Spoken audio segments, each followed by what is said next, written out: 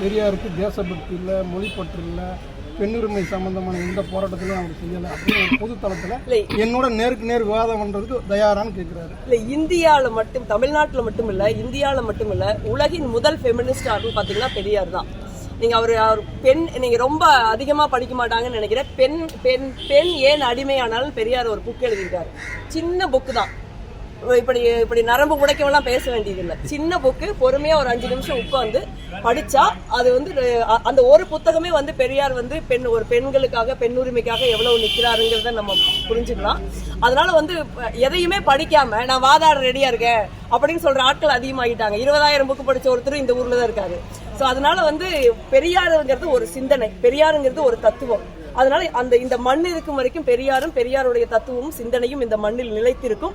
அதனால அதை வந்து யாராலும் ஒன்றும் அசைக்க முடியாது. இன்னைக்கு பெரியார் மேல கை வச்சதனுடைய பின்விளைவுகளை வந்து பிப்ரவரி 5ஆம் தேதி அன்னைக்கு அவங்க தெரிஞ்சுக்குவாங்க. எழுதின நூல்கள், பேச்சுக்கள் எல்லாம் நாட்டுடைமையாக்காம தீக்க அலுவலகத்துக்குள்ளேயே வச்சுக்கிட்டாங்க.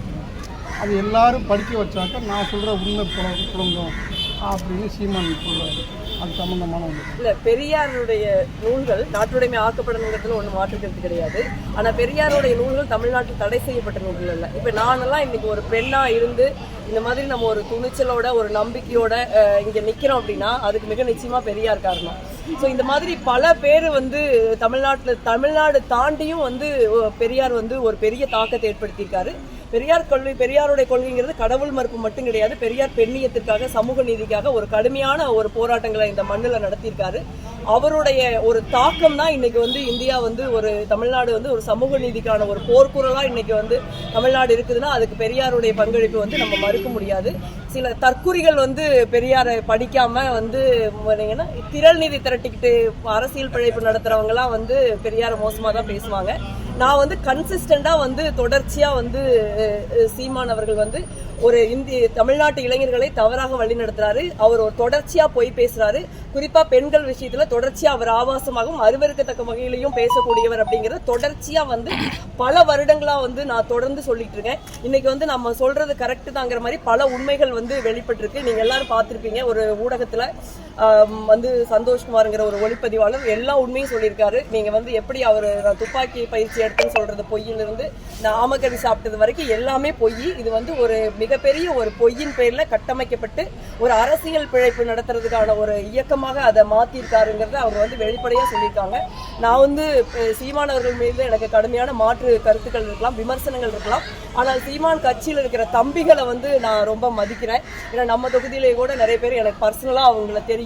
அவங்களாம் வந்து ஒரு தமிழ் தேசியம்ங்கிற ஒரு உண்மையான ஒரு கருத்தாக்கத்தை நம்பி ஒரு சீமான் அவர்களுடைய தலைமை எவ்வளவு ஒரு போலியான தலைமைன்னு தெரியாம ஆனா அது சொல்ற ஒரு தத்துவத்தை நோக்கி போனவங்க. அதனால அந்த தம்பிகள் பொறுத்த என்னுடைய கவலையே வந்து பல வருடங்களாக வந்து இவங்களாம் ஒரு நல்ல மனதுள்ள பிள்ளைகள். அவங்களாம் ஒரு கொள்கை பிடிப்போட இருக்கணும், நம்ம தமிழ் மண் அந்த மாதிரி தமிழ்நாடு தமிழ் மொழின்னு இருக்கணும்னு நினைக்கிறவங்க.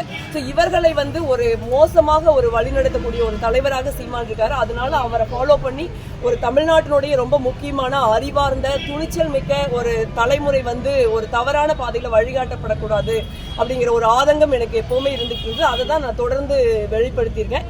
இன்னைக்கு வந்து ஒரு பொது வெளியில சீமான் அவர்களை பத்தி ஏராளமான எவிடன்ஸ் இன்னைக்கு வெளியில வந்திருக்கு. அதனால என்னை பொறுத்த வரைக்கும் நான் தம்பிகளுக்கு வைக்கிற வேண்டுகோள், இன்னையாவது நீங்கெல்லாம் சிந்திச்சு நீங்க என்ன கொள்கையை நம்புறீங்களோ அந்த கொள்கையை நீங்க நிச்சயமா கடைபிடிக்கணும். ஆனா இந்த மாதிரி ஒரு தவறான தலைவரால வழிநடத்தக்கூடிய பாதையில நீங்க நடக்கக்கூடாதுங்கிற ஒரு அன்போட வேண்டுகோளை உங்களுக்கு